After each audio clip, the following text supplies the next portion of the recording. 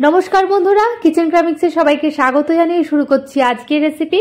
আজকে আমার রেসিপি হলো শীতের একটা স্পেশাল রেসিপি, যেটা হলো স্বাস্থ্যকর ও মুখরোচক একটা রেসিপি, যেটা দিয়ে প্রায় 1 প্লেট ভাত খাওয়া হয়ে যেতে পারে, আর কিচ্ছু লাগবে না।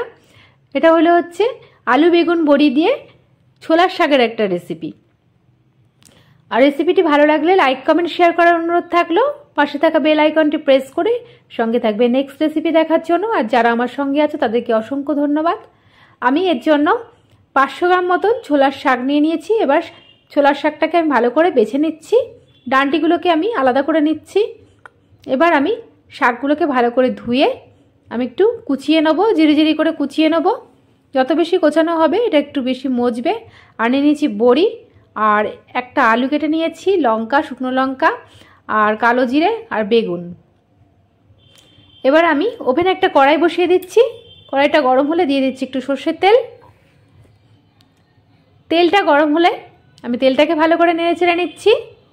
এরপর আমি বড়িগুলোকে ভালো করে লাল লাল করে একটু ভেজে নেব। বড়িগুলোকে ভালো করে লাল লাল করে এপিট ওপিট করে আমি ভেজে নিচ্ছি। বড়িটা ভালো না ভাজা হলে ঝোলটা ঢোকে না বড়ির ভেতরে। এবার আমি বড়িগুলোকে একটু জলের মধ্যে ভিজিয়ে রাখছি, তাতে একটু সফট হয়ে যায় বড়িগুলো। এবার আমি এই তেলের মধ্যে ফোড়নে দিয়ে দিচ্ছি একটু কালো জিরে, 2টো শুকনো লঙ্কা, আর 2টো কাঁচা লঙ্কা, চেরা কাঁচা লঙ্কা। এবার আমি এটাকে 3 থেকে 4 সেকেন্ড একটু ফ্রাই করে নিচ্ছি। তারপরে একটা ফ্লেভার আসলে সুন্দর, আমি আলুগুলোকে এর মধ্যে একটু গোল্ডেন ব্রাউন কালার করে ভেজে নেব। এপিট ওপিট করে আলুটাকে আমি লাল লাল করে ভেজে নিচ্ছি।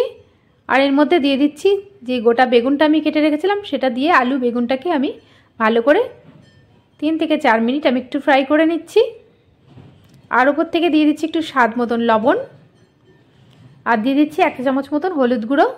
তারপরে ভালো করে নুন হলুদ মাখ দিয়ে আমি এটাকে 2 থেকে 3 মিনিট আমি ফ্রাই করে নিচ্ছি। আর ওপর থেকে দিয়ে দিচ্ছি 1 চামচ জিরের গুঁড়ো, আর 1 চামচ লঙ্কার গুঁড়ো, প্লেন লঙ্কার গুঁড়ো দিয়ে দিচ্ছি ঝালের জন্য। তারপরে আমি ঢাকনা দিয়ে দিচ্ছি 5 থেকে 6 মিনিটের জন্য। ফিরে আসছি 6 মিনিট পর। তারপরে এটাকে ভালো করে বেগুনটাকে আলুটাকে একটু মজিয়ে নিচ্ছি খুন্তি দিয়ে, নাড়তে নাড়তে একটু নরম হয়ে গেলে এই পর্যায়ে আমি ছোলার শাকগুলোকে দিয়ে দিচ্ছি এর মধ্যে। এবার আলু বেগুন বড়ি আর ছোলার শাক দিয়ে আমি ভালো করে এটা কষিয়ে নেব। বড়িটা আমি এখনও দিইনি, বড়িটা দেবো। এবার শাকটা মজে এলে আরেকটু স্বাদ মতন ওপর থেকে একটু লবণ দিয়ে দিচ্ছি। তারপরে ভালো করে নাড়তে নাড়তে দেখো অনেকটাই মজে গেছে শাকটা। এটা আরও বেশি মজবে, তাহলে এর স্বাদটা আসবে।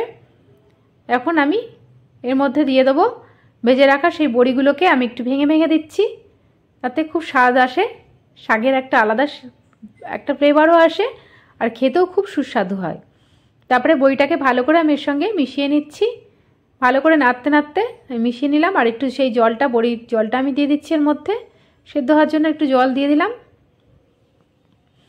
এবার ভালো করে নেড়ে চেড়ে আমি এখন ঢাকনা দিয়ে দিচ্ছি আরও 6 থেকে 7 মিনিটের জন্য। 6 থেকে 7 মিনিট পর ফিরে আসছি। দেখো শাকটা পুরো রান্না হয়ে গেছে আমার। শাকটা পুরো মজে গেছে, আলু বেগুন বড়ির সাথে পুরোপুরি মজে গেছে একদম। দেখতেও কতটা সুন্দর হয়েছে, আর সুন্দর একটা ফ্লেভারও আসছে। এখন আমি নুন ঝাল মিষ্টি ব্যালেন্সের জন্য দিয়ে দিচ্ছি একটু চিনি। এবার চিনিটাকে ভালো করে এর সঙ্গে মিশিয়ে নিচ্ছি।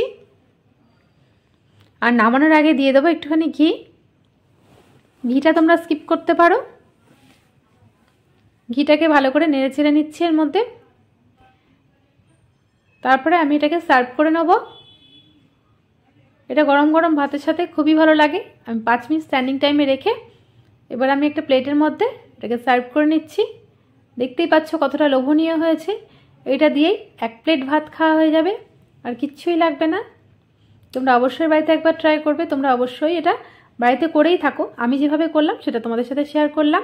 আশা করছি রেসিপিটি ভালো লাগবে। আজকের মতন এইটুকুনি, আবার আসবো নতুন নতুন রেসিপি নিয়ে। ধন্যবাদ।